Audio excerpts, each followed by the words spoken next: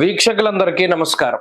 2025వ సంవత్సరం మే నెలలో ద్వాదశ రాశుల వారికి ఏ విధమైనటువంటి శుభాశుభ ఫలితాలు కలగబోతూ ఉన్నాయో తెలుసుకోవడానికి ముందు మే నెలలో ఉండేటువంటి ముఖ్యమైన గ్రహాల తాలూకు స్థితిగతులను గనక పరిశీలన చేస్తే మే నెల 7వ తారీఖున చాలా కాలంగా బుధుడు మీనరాశిలోనే సంచరిస్తూ ఉన్నారు.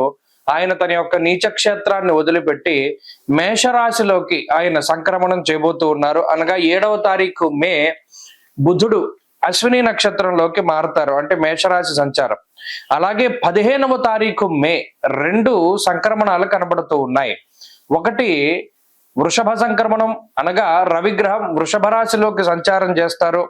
తర్వాత పుష్కరాలు ప్రారంభమయ్యేటువంటి రోజు. అది ఎంత గొప్ప రోజు అంటే రవి సంక్రమణ పుణ్యకాలము మరియు గురుడు సంక్రమించేటువంటి పుణ్యకాలము 15వ తారీఖు నాడు చాలా గొప్ప రోజు. ఆ రోజునే 2 గ్రహాలు మారుతూ ఉన్నాయి. గురుడు మిథున రాశిలోకి ప్రవేశిస్తున్నారు, రవి వృషభంలోకి ప్రవేశిస్తున్నారు. అలాగే మే నెల 21వ తారీఖున రాహుకేతువుల యొక్క మార్పు, అనగా కుంభరాశిలోకి రాహు యొక్క మార్పు మరియు సింహరాశిలోకి కేతు యొక్క ప్రవేశం జరగబోతూ ఉన్నది. అలాగే మాసం చివరిలో బుధుడు మరలా మేషాన్ని వదిలిపెట్టి వృషభంలోకి వెళ్ళిపోతారు. మిగతా గ్రహాలన్నీ, అనగా శనేశ్వరుడు శుక్రుడు మీనరాశి యందు ఉన్నారు. అలాగే కుజుడు కర్కాటక రాశి యందు సంచారం చేస్తూ ఉన్నారు. ఇక్కడ చూడండి, ఈ మే నెల చాలా కీలకమైనటువంటి మాసం.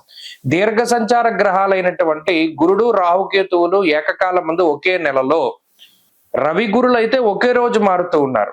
6 రోజుల వ్యవధిలో గురు రాహుకేతువులు మారుతూ ఉన్నారు. మరి ఈ గ్రహ సంపత్తిలో మే నెల అసలు ఏ విధంగా ఉండబోతూ ఉన్నది అనేటువంటి విషయాన్ని మనం తెలుసుకుందాం. మీనరాశి వారికి మే నెల మిశ్రమమైనటువంటి ఫలదాత. ప్రత్యేకించి గురుడు అర్ధాష్టమ గురుడుగా చతుర్థ స్థానమందు ప్రతికూలతను కలిగి ఉండేటువంటి స్థితి. కుజుడు పంచమ స్థానమందు, రవి 2వ స్థానాన్ని వదిలి తృతీయంలోకి వెళతారు మే 15 దాటాక. ఇది ఒక మంచి విషయం.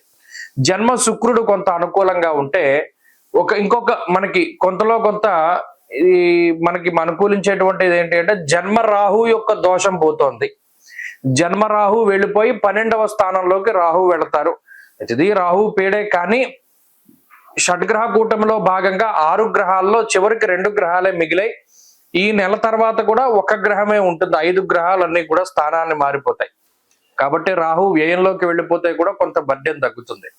అయితే ఇక్కడ ఒక్కొక్క గ్రహం ఫలితాన్ని చూసుకుంటే వ్యతిరేకతే కనబడుతుంది. దారిద్ర్యం, ధన నాశంచ, నేత్రపీడారి పోర్భయం. ప్రత్యేకించి మే నెలలో మీనరాశి వారు అందరూ జాగ్రత్తగా ఉండవలసింది దేని గురించి అంటే దొంగల భయం. మన దగ్గర విద్య ఉందనుకోండి, ఎవడు దొబ్బలేడు. నచోరహార్యం నజరాజహార్యం నా భ్రాతృభాజ్యం. మన దగ్గర చదువును ఎవడు దొంగిలించలేడు. కానీ మన దగ్గర ఉండే ప్రాపర్టీస్, డబ్బు, బంగారము, విలువైనటువంటి వస్తువులు, ఎలక్ట్రానిక్ గ్యాడ్జెట్స్ ఇవి పోతూ ఉంటాయి.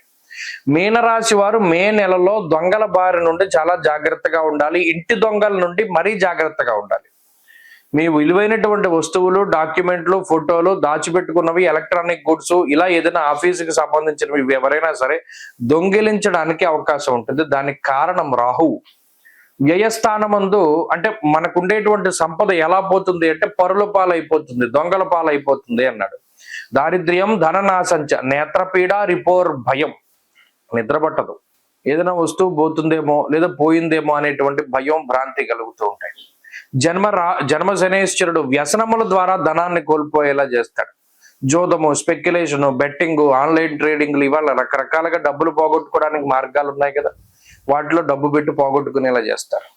అర్ధాష్టమ గురుడు యాచనం, బుద్ధి చాంచల్యం, తేజోహానిర్ ధనర్వ్యయం. అక్కడ కూడా డబ్బు పోగొట్టుకునే స్థితినే చూపించాడు. అంటే బుర్ర పని చేయక డబ్బు పోతుంది. అంటే పలానా మనం పెట్టకూడని చోట పెట్టుబడులు పెట్టడం ద్వారా డబ్బు పోయాయి. అంటే ఇక్కడ ఎన్ని గ్రహాలు డబ్బు పోగొట్టుకోవడానికి కారణమవుతున్నాయి? గురుడు, శనేశ్వరుడు, రాహువు, ఇవన్నీ బలీయమైనటువంటి గ్రహాలు ధనాన్ని కోల్పోయేలా చేయడానికి. కాబట్టి మీనరాశి వారు ఏం చేయాలి అంటే ఆర్థిక క్రమశిక్షణ కలిగి ఉండాలి. ఎక్కడ రూపాయి పెట్టాలి, ఎక్కడ పెట్టకూడదు అనేటువంటి దాన్ని తెలుసుకోవాలి. ఏదైనా ముఖ్యమైనటువంటి వస్తువు ఉందనుకోండి, దాన్ని దాచుకోవాలి. అంతేగాని పబ్లిక్ గా మనం పెట్టడం ద్వారా దానికి ఎక్కడైనా కోల్పోయి సెల్ ఫోన్లు దొబ్బేస్తూ ఉంటారు, లేకపోతే ఎక్కడైనా పెడితే మనం జారి పడిపోతూ ఉంటాయి, జేబుల్లోంచి పోతూ ఉంటాయి. ఎక్కడో నీళ్లలోంచి నడుచుకుంటూ వెళ్తూ ఉంటారు, జేబులో పెట్టుకుందాం అనుకుంటారు, అది అలా నీళ్లలో పడిపోయిపోతుంది. ఇలా వస్తు నాశనానికి అవి పోవడానికి కూడా ఈ గ్రహస్థితే కారణమవుతుంది. అందుకు ఇన్నిసార్లు చెప్తున్నా, ఈ టైం అలా ఏంటి అంటే మనం కష్టపడి సంపాదించుకున్నటువంటి వస్తువులు పరుల పాలు, ఇంకా దొంగల పాలు అవ్వడానికి అవకాశము. ఈ విషయం పట్ల జాగ్రత్తగా ఉండాలి. ఇక ఉద్యోగ వ్యాపారాలకి సంబంధించినటువంటి విషయాలు సానుకూలంగానే ఉన్నాయి. వాటిలో కొంత ఒత్తిడి ఉండవచ్చును. ప్రత్యేకించి వీరికి బద్ధకం ఉంటుంది, కొంత అనారోగ్య సమస్యలు ఉంటాయి, కొంత పనులు వాయిదా వేసుకుంటూ ఉంటారు, ఎవరి మీదనైనా ఆధారపడి ముందుకు వెళుతూ ఉంటారు, ఎవరైనా సపోర్ట్ లేకపోతే ముందుకు వెళ్ళేటువంటి పరిస్థితులు ఉండవు. ఇవన్నీ మీనరాశి వారికే ఉన్నాయి. హెల్త్ కాన్షియస్ గా ఉండాలి, అలాగే వృత్తి పట్ల చాలా కాన్షియస్ గా ఉండాలి. చెప్పుడు మాటలు వినకూడదు, ఎవరికి చెప్పుడు మాటలు చెప్పకూడదు. అంటే పలానా వాడు ఇలాంటి వాడు, ఆమె ఇలాంటిది, ఈ మాటలు ఎవరికి చెప్పకూడదు, ఎవరైనా చెప్తే కూడా వినకూడదు. ఇటువంటి క్రమశిక్షణని, వాక్ అంటే మాటకి సంబంధించిన క్రమశిక్షణని, ఆర్థిక క్రమశిక్షణని పాటించగలిగి శారీరక వ్యాయామాన్ని చక్కగా పాటిస్తూ వేళకి తిని పడుకుంటూ ఉండడం, ఇటువంటివి చేస్తూ ఉంటే మీనరాశి వారు ఈ మే నెల కొంత బాగుండేటువంటి పరిస్థితులు ఉంటాయి. కాబట్టి దైవబలం ముఖ్యం. పరమేశ్వరుడి యొక్క ఆరాధన చెయ్యండి. వీలున్నంత వరకు ప్రతి శనివారం, సోమవారం శివాలయంలో దీపం పెట్టండి. ప్రదోష కాలంలో ఈశ్వరాభిషేకాలు, దుఃఖహార పరమేశ్వర స్తోత్రాన్ని, రుద్ర కవచాన్ని, అలాగే దక్షిణామూర్తి కవచాన్ని పారాయణం చేస్తూ ఉండండి. శివ పంచాక్షరి స్తోత్రాన్ని క్రమం తప్పకుండా చదువుకుంటూ ఉండండి. మంచి ఫలితాలు సంప్రాప్తమవుతాయి. మే నెల 15వ తారీఖున దేవగురువు అయినటువంటి బృహస్పతి ప్రస్తుత వృషభ రాశి సంచారాన్ని వదిలిపెట్టి మృగశిర నక్షత్రం 3వ పాదం మిథున రాశిలోకి, అనగా మిథున సంక్రమణం ఆయన చేయబోతూ ఉన్నారు. ఈ సంక్రమణంలో భాగంగా ద్వాదశ రాశుల వారికి ఏ విధమైనటువంటి శుభాశుభ ఫలితాలు కలగబోతూ ఉన్నాయి. అలాగే ప్రత్యేకించి ఈ గురుని యొక్క సంచారానికి సంబంధించినటువంటి సందేహాలు కొన్ని ఉంటాయి. ఉదాహరణకి మిథున రాశిలో గురుని యొక్క సంచారం ప్రారంభమైనప్పుడు సరస్వతీ నదీ పుష్కరాలు అనేటువంటివి వస్తాయి. అలాగే ఈ గురుడు ప్రత్యేకించి ప్రతి సంవత్సరం గురుర్ద్వాదశ మాసాన్ని త్రింశన్మాసంశనేశ్చరః, గురువు 12 నెలల పాటు ఒక రాశి యందు సంచారం చేస్తారు జనరల్ గా.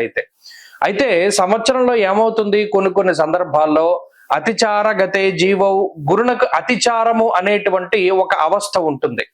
అలాగే వక్రత్వము అనేటువంటి మరొక అవస్థ కూడా ఉంటుంది. అంటే సాధారణంగా గురుడు ప్రతి సంవత్సరంలోనూ కూడా 2 రాశుల్లో సంచారాన్ని చేస్తారు. ఇదే గురువు ఒక సంవత్సర కాలంలో 3 రాశుల్లోకి ప్రవేశం చేస్తే అది అరిష్ట యోగంగా చెప్పబడింది జ్యోతిష్ శాస్త్ర రీత్యా. సాధారణంగా ఏమవుతుంది అంటే ఒక 9 నెలల పాటు రాశిలో ఉండి ముందు రాశిలోకి వెళ్ళి వక్రించి మళ్ళా వెనక్కి వస్తూ ఉంటారు. కానీ ఇక్కడ గురుని యొక్క ఫలితాలు చెప్పేటప్పుడు ఏం చెప్తాము, సంవత్సర కాలం పాటు ఈ ఫలితమే ఉంటుంది అని చెప్తాం. శ్రోతలు ఏం చేయాలి అంటే, ఇప్పుడు మిథున రాశిలో గురుని యొక్క సంచారం వల్ల ద్వాదశ రాశులకి ఫలితాలు మనం చెప్తూ ఉన్నాం. మధ్యలో అక్టోబర్ నెలలో గురుడు పునర్వసు 4వ పాదంలోకి వెళతారంటే కర్కాటక రాశిలోకి వెళ్ళి మళ్ళా డిసెంబర్ నెలలో మిథున రాశిలోకి వస్తారంటే మరలా బ్యాక్ వస్తారు. ఆ 2 నెలలు మినహాయించి మిగతా 10 నెలలకి ఈ ఫలితం అనేటువంటిది అన్వయం అవుతుంది. కాబట్టి ఆల్మోస్ట్ సంవత్సరం పాటు కూడా గురుడిచ్చేటువంటి ఫలితాలు ఏ విధంగా ఉన్నాయి అనేటువంటి విషయాన్ని మనం చాలా క్లుప్తంగా ఈ వీడియో ద్వారా తెలుసుకొనవచ్చును. అలాగే గురుని యొక్క కారకత్వాలు కొన్ని ఉంటాయి. యజన కీర్తి గృహ కాంచన పుత్ర వస్త్ర అశ్వాది కారకో గురు, దేవగురువైన బృహస్పతి సంతానానికి కారకుడు, వాహనానికి కారకులు ఆయన. అలాగే గృహానికి, భూమికి సంబంధించినటువంటి కట్టుబడులకి వాటికి కూడా కారకులు, యజ్ఞయాగాది క్రతువులకి కారకులు, తీర్థయాత్రలకి, దైవ దర్శనాలకి వీటికి కారకులు. ఒక్క గురుడు జాతకంలో గోచార రీత్యా బలంగా ఉంటే, జాతకంలో బలం తక్కువగా ఉన్నా కూడా కొన్ని సందర్భాల్లో గోచార గురుడు చాలా వరకు కాపాడతారు. కాబట్టి ఈ విషయాన్ని మనం దృష్టిలో పెట్టుకోవాలి. గురుబలం లేదు గోచారంలో అంటే ఆ సంవత్సరం అంతా అదృష్టం ఉండదు, దైవ బలం ఉండదు, ఏ పని చేసినా కలిసి రాదు అనేటువంటి విషయాలు ఉంటాయి. కాబట్టి ప్రతి రాశికి ఈ ఫలితాన్ని మనం అన్వయం చేసుకుంటూ వెళదాం. ఈ గురుని యొక్క మార్పు.